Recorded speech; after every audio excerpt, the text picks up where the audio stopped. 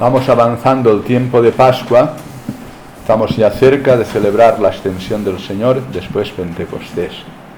Y vamos viendo las peripecias de los apóstoles, que son nuestras peripecias, son las nuestras. Esta palabra se proclama y no se agota en la literalidad de lo que ocurrió a San Pablo, sino lo que nos ocurre a nosotros. Vamos a decir que después de lo que ayer escuchamos, que San Pablo es apaleado, etcétera, etcétera, ¿no? Hoy lo vemos, diríamos, de la manera más brillante posible. Y eso os ha pasado también a vosotras alguna vez. Habéis preparado todo y lo habéis dispuesto de manera extraordinaria. Lo habéis pensado, lo habéis rezado, habéis visto los pasos para llegar al corazón de las personas y diríamos que es uno de los fracasos de San Pablo, aunque la exposición es brillante. La más brillante de todas las que tiene en todos los textos que se refieren a él. ¿Por qué? ¿Qué es lo que ha hecho? Es lo que suele hacer un buen predicador. Un buen predicador siempre parte de la realidad de los que le escuchan para captar la benevolencia de los que escuchan. En este caso, para que yo capte la benevolencia de vosotras y me escuchéis con gusto y estéis atentas, ¿no? Él dice eso. Lo han dejado, dice el texto, lo condujeron hasta Atenas y se volvieron con el encargo de que Silas y Timoteo se reuniesen con él cuanto antes. Y Pablo, ¿qué haría? Pues estaría paseando, viendo los monumentos de Atenas, está en el Areópago, y va viendo las distintas esculturas, los distintos monumentos, a los dioses, y encuentra uno que pone al Dios desconocido. Dice, ya tengo el punto de partida para lo que les voy a decir, ¿no? Siempre un enganche para poder partir de algo que les suene a ellos a nuevo y que les capte la atención. He visto que entre los monumentos que tenéis hay uno al Dios desconocido. De ese vengo yo a hablaros. Perfecto, Pablo, lo estás haciendo de maravilla. Porque partes de una realidad para ellos ya sabida, porque saben que eso lo dedicaron allí al Dios desconocido. Entre tantos dioses siempre habrá alguno que no lo conocemos. Muy bien. Y hace una exposición brillante diciendo pues lo fundamental que después decimos nosotros en el credo. Dios es creador, ha creado todo cuanto vemos nosotros, ha sido creado por él. Eso para un griego es fácil. O sea, llegar del politeísmo a la afirmación de que hay una realidad primera de la cual empiezan todas las demás cosas es relativamente fácil.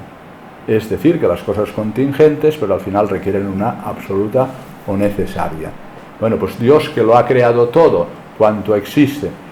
Otra realidad que les anuncia es también algo que también puede ser dentro del pensamiento ateniense, de la filosofía ateniense, pues bueno, procedemos todos del mismo que Dios creó, los primeros hombres, por tanto, la unidad del género humano.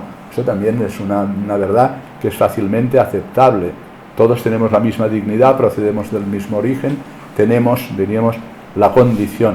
Dice, y somos hechura de quien nos ha creado. Y para eso otra vez parte de una realidad suya.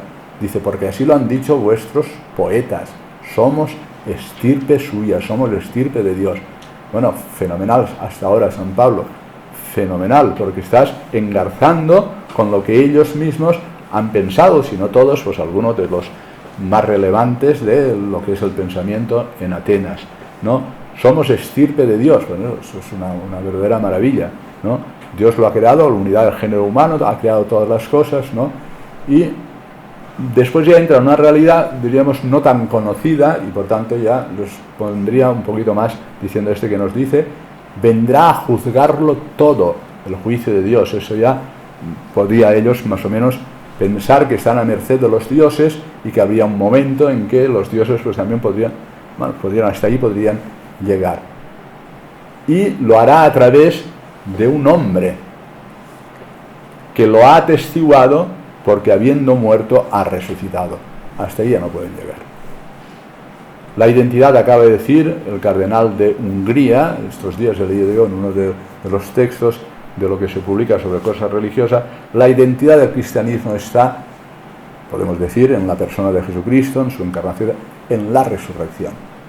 O sea, digamos, es lo específico de lo que significa para revelar el misterio de Dios, Dios es más poderoso que la muerte, a su Hijo lo ha resucitado. Para nosotros teníamos la persona de Cristo entera, y para nosotros empieza todo con la encarnación, Dios que se ha hecho uno de nosotros, por tanto elevado nuestra dignidad a la cota más alta. Pero diríamos el hecho mismo de la resurrección es lo que da una salida al misterio de lo que somos nosotros. Primero a la omnipotencia divina, porque es más poderoso que la muerte, ha resucitado a su Hijo, y después que no somos para la muerte, y ese es el gran misterio que estamos celebrando en toda la Pascua. No vais a morir, queridas hermanas, es lo que está diciendo, no vamos a morir. Vamos a pasar por la muerte, pero la muerte no es más que un tránsito, porque el Señor nos llama a participar del triunfo sobre la muerte, que es la resurrección. En esto ya, diremos, como rompe la cabeza de cualquiera, los atenienses ya no estuvieron dispuestos a escucharle. Algunos sonreían, algunos se burlarían, y otros pues dijeron, sobre esto ya te escucharemos en otra ocasión, que es como decir, no nos interesa lo que estás diciendo. En el fondo nos estás contando una leyenda de Oriente que aquí nosotros no queremos escuchar. Bueno, pues, ¿no os ha pasado eso a vosotros alguna vez? Que los que están ahí pensando que lo habéis preparado todo de maravilla, de que habéis dispuesto todas y cada una de las cosas, y resulta que el auditorio no estaba, diríamos, con disposición plena de acoger lo que estabais haciendo o lo que ibais anunciando, y por tanto es lo que llamamos el fracaso en el apostolado. Nunca es total. San Pablo ha tenido otros fracasos más significativos que estos, porque además han querido expulsarle, lo han aceptado, lo han metido en la cárcel, y ya son fracasos más grandes. Y siempre queda alguien. Por eso digo que es importante ver todas las peripecias de los primeros caminos de la Iglesia, porque siempre queda alguien. En este caso Dionisio. Dionisio es uno que ve que estaba siempre por el aerópago, por eso lo llamamos Dionisio, el del aerópago, el aeropagita. Dámaris, otra mujer, que lo ha escuchado, y algunos más, ¿no? Siempre, porque nunca nosotros sabemos, va a poder una respuesta exterior que no responda a lo que hay en el interior de las personas, y puede haber un silencio total y el interior estar ganado, eso no lo sabemos nunca.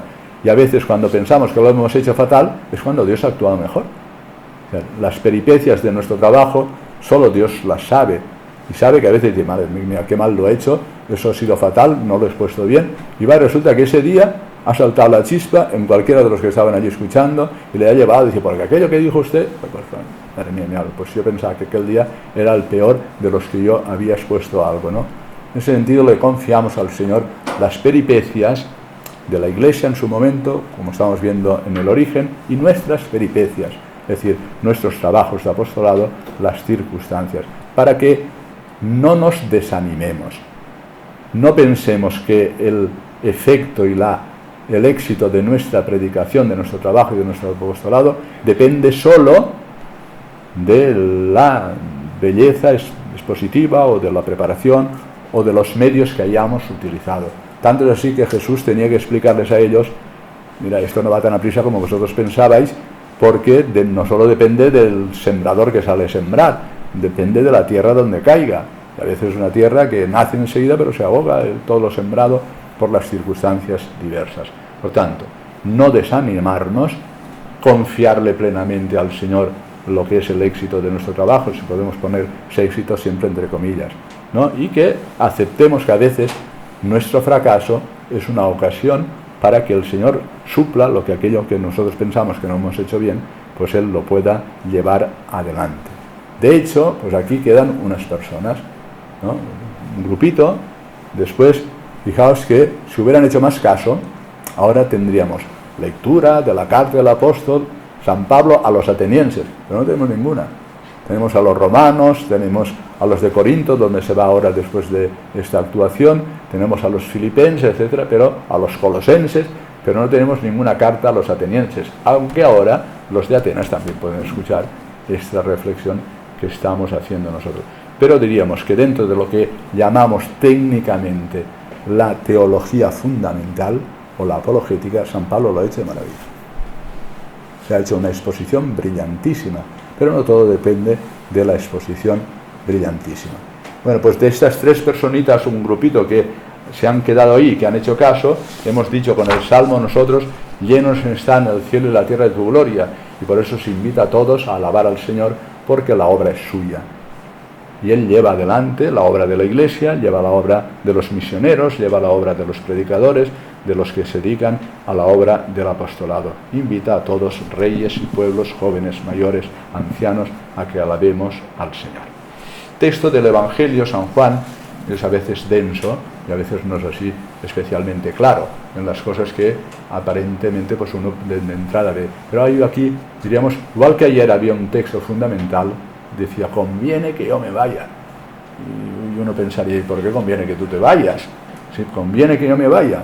Y ellos quedarían así descorazonados. Sí, porque os enviaré el Espíritu. Y dice una cosa que nos pasa a veces desapercibida.